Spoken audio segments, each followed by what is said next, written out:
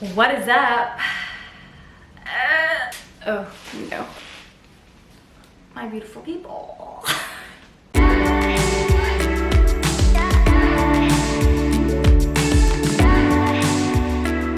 What is up, my beautiful people? Welcome back to the channel of the Keara Graves. It's good to see you.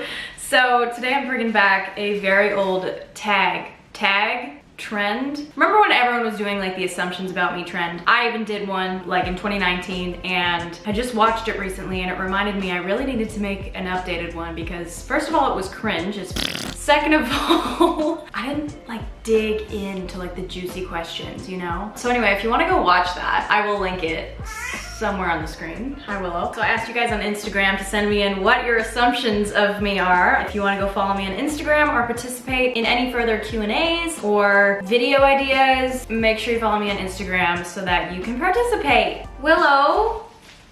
Oh, you know what? No, but what if she eats something? Willow, why don't you listen to me, honey? Come here. Come here.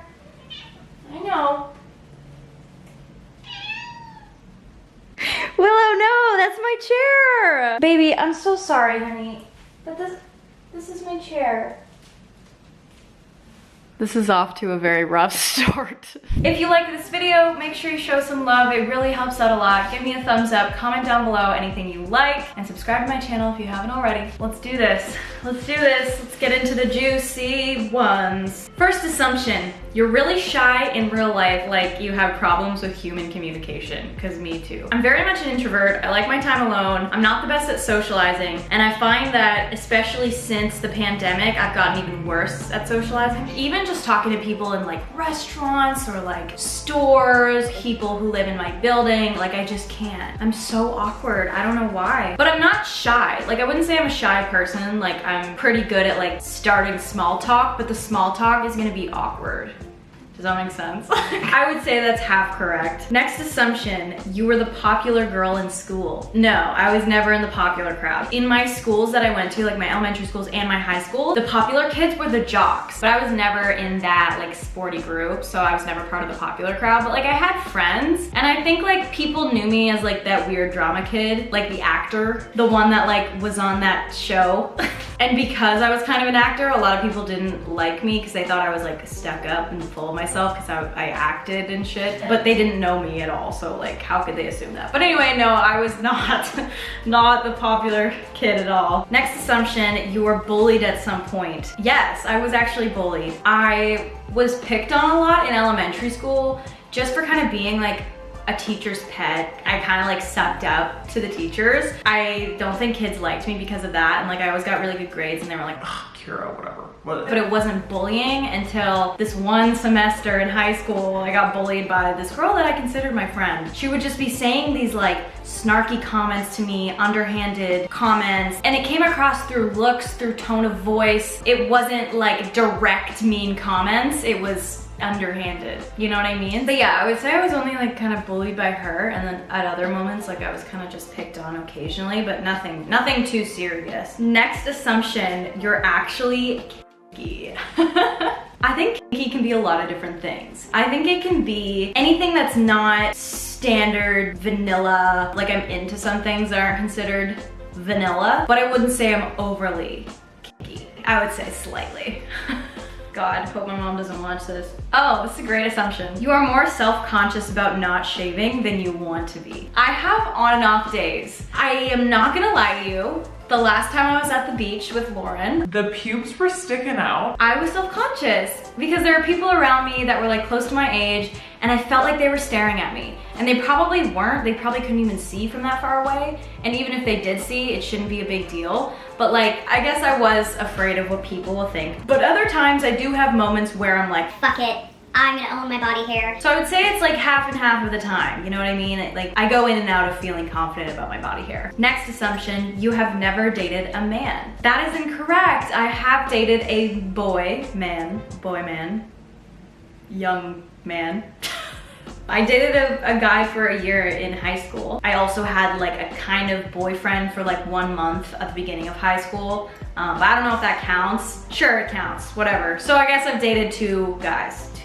Next assumption, you are a bit of a people pleaser. Y'all, I try not to be, I don't want people to dislike me. I just want everyone to feel neutral about me. Like I don't want anyone to hate me, you know what I mean? I feel like no one likes that. So I would say in that sense, like maybe, but I don't go out of my way to do things just so that other people like me. I go out of my way to do things for people, for shits and giggles, like to be nice, but like I don't do it so that I look good. Next assumption, you get crazy period cramps.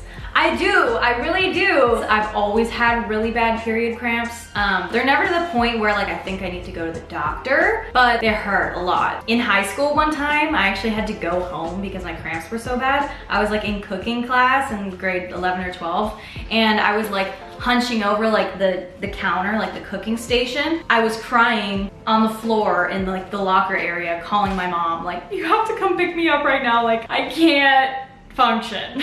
Next assumption, you smoke, and then the leaves emoji. For those of you who don't know, I do live in Canada, Toronto, and weed is legal. It has actually been really, really helpful in terms of mental health. It kind of saved my ass a bunch of times when I was really, really depressed and I needed to just get my serotonin up or it was gonna be leading down a bad path. I smoked a bit to help my depression and my anxiety, and a lot of people use it for that as well. For some people, it makes them more anxious and paranoid, but for me, it just kind of like gets rid of some of those intrusive thoughts. I don't condone doing this if you are underage, and if it's illegal where you are. Next assumption, the only pet you've ever had is Willow. Nope, this is actually incorrect. So I had a dog growing up named Higgins. He was a miniature schnauzer. He was the love of my life. He was my best friend. Sometimes I see a miniature schnauzer on the street walking by and I tear up, I'm not gonna lie. I had a fish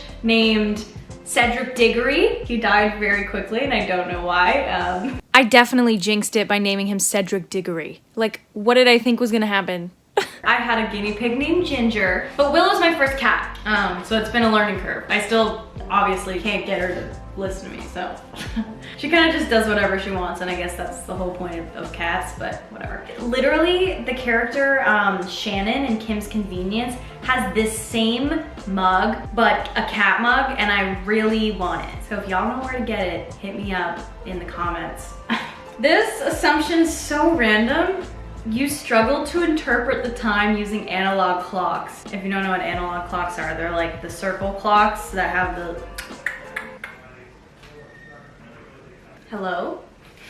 And you know what? This assumption is not incorrect. It takes me a bit. If I have a watch that's like an analog watch, it takes me a bit. Yo, math, even though it's not really math, was never my strong suit. I am so bad at math. Next assumption, you had your first kiss under the age of 18. That assumption is correct. My first kiss was when I was 15. Not like make out, but just like peck, my first peck. You might be surprised to know this, but for all you Lost and Found fans, my second kiss ever was the kiss at the very end of Lost and Found with Shane. That was my second kiss ever. I was 16 and I was so nervous because I was like, oh my God, I've only done this once before and it was really awkward. So next assumption, you want to get engaged / married soon.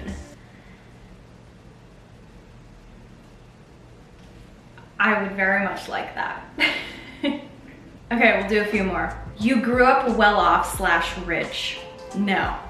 No, honey. No. I was raised by a single mom and we were not rich by any means. My mom did work really hard though, like just to support me, and I really, really appreciate that, and I wouldn't trade that for the world. I don't care that I didn't grow up well off because my mom did her absolute best, and I really appreciate everything that she did for me. For some reason, people in my school were kind of seemed wealthier than I was, but it didn't really bother me, to be honest. Next assumption, you were cringy in middle school.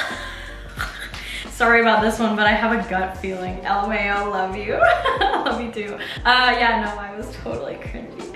I'm still cringy to this day, people. The cringe I don't think will ever leave me. It's just, it will forever be in my blood.